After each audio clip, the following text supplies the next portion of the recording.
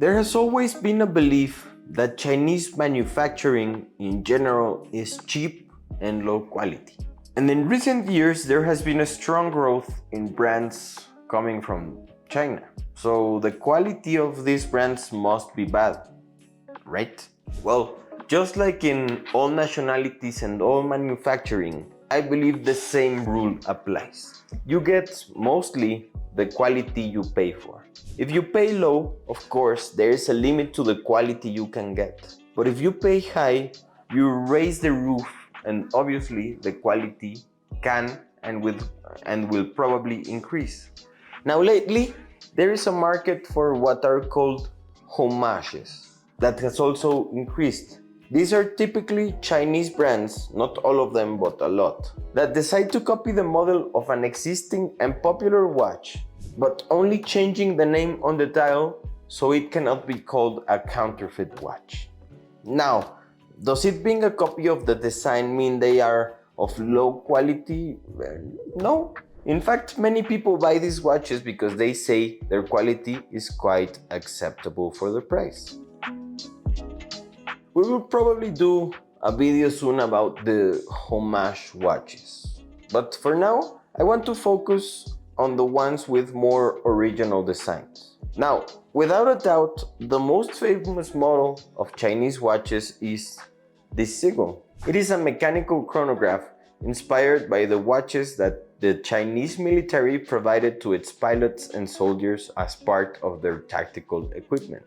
Now first, let's talk about price, which I believe is one of the most important things about this watch. You can find this watch for around $300 on AliExpress, which I find extremely impressive for a mechanical chronograph. Just as a comparison, a Swiss mechanical chronograph would cost around $3,000.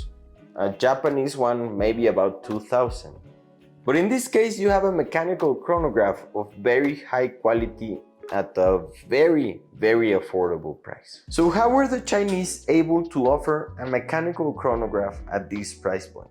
Well, let's say, and we will return to the homage part of the talk. We can say that they took inspiration from one of the most famous Swiss calibers from many, many years ago, the Venus 175 caliber. Now, of course, this explains how the Chinese are able to offer a high quality watch at such an accessible price, as of course they didn't have to spend money on research and development to create the movement.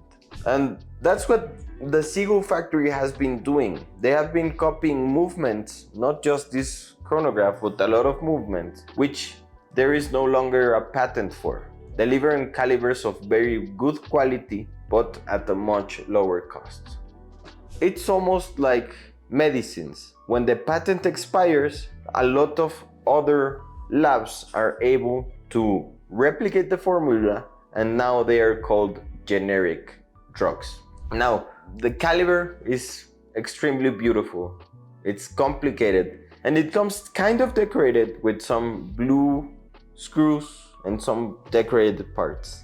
Now, I want to be clear, the decoration of this watch is not artisanal, but made by machines.